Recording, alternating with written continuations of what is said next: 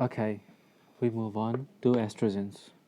Okay, we covered androgens, anti-androgens, and now we start estrogens. And after this, we'll cover estrogen antagonist or anti-estrogens. Okay, estrogens, what are they?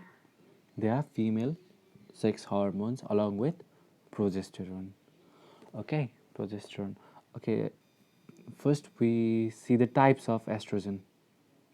Okay, types of estrogen. Similar to androgens, they are not natural and synthetic. Okay. Among natural, there are three main types: estrone, estrone, estradiol, and estriol. Okay, ONE, di means two, tri means three. Okay, estrone, estradiol, and estriol.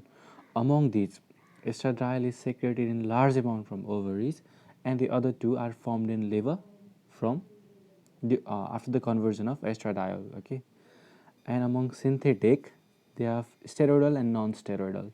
Okay, among steroidal, they are ethinyl estradiol,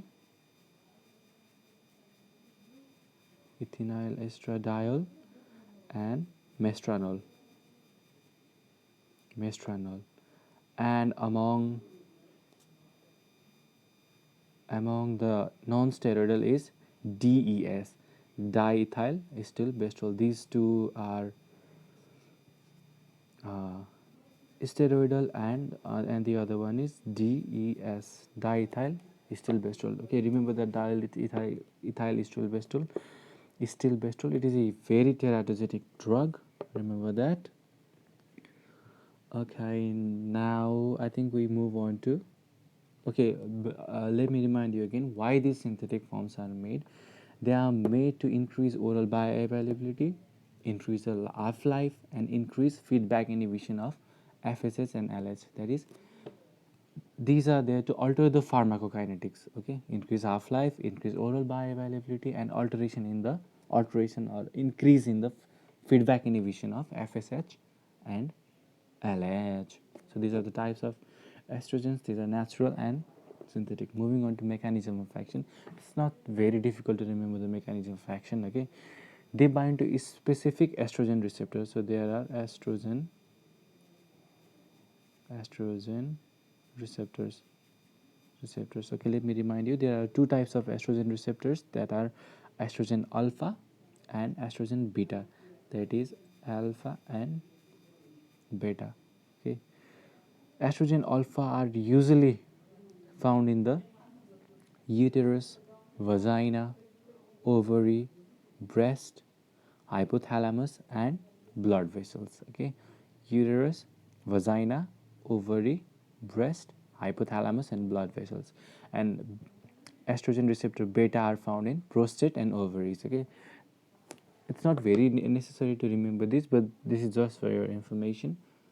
Okay, how the estrogen work is, they bind to specific estrogen receptors that takes the drug or hormone inside the nucleus of a cell.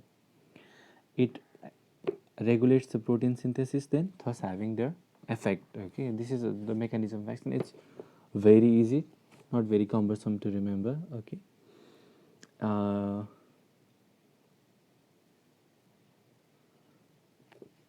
okay. Okay. Just one thing. Remember, in type of estrogen, premarin or conjugated equine estrogen, it is a very important primary drug among the estrogen. Okay. Now moving on to clinical uses. Okay, these are used again as similar to testosterone. When there is a deficiency state, you use estrogen.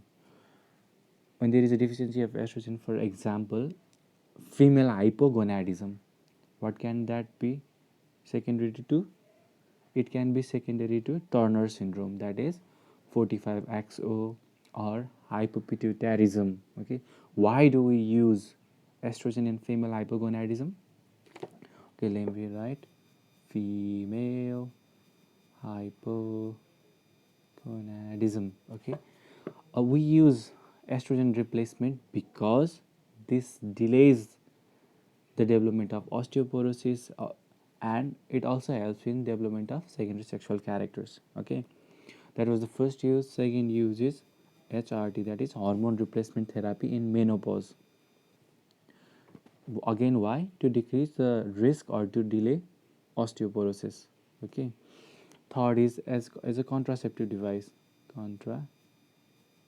Contraception. Okay, it can be used alone or with along with progesterone as a contraceptive pill. Okay, the fourth use is dysmenorrhea. Dysmenorrhea. Okay, forget the spelling. Okay, dysmenorrhea. Okay, why do we use estrogen in dysmenorrhea? Because since we already discussed that they suppress or they increase the feedback inhibition of FSH and LH, therefore the decrease in FSH and LH in turns result to suppressed ovulation, and we all know that anovulatory cycles are painless, thus helping with the pain of dysmenorrhea. Okay, the other use is uterine bleeding. Uterine bleeding, that may be dysfunctional uterine bleed. It is estrogens are used in AUB, DUB, and the last one is acne. Okay, hormonal contraceptives, the estrogen or combine are used in acne also. Okay, so these are the uses of estrogens. Moving on to side effects. The common side effects are nausea. Okay, nausea, vomiting, nausea and vomiting, and breast tenderness. Breast tenderness. Other one is endometrial hyperplasia. Endometrial hyperplasia. The fourth one is increased gallbladder diseases. Increased gallbladder diseases. Fifth one is cholestasis.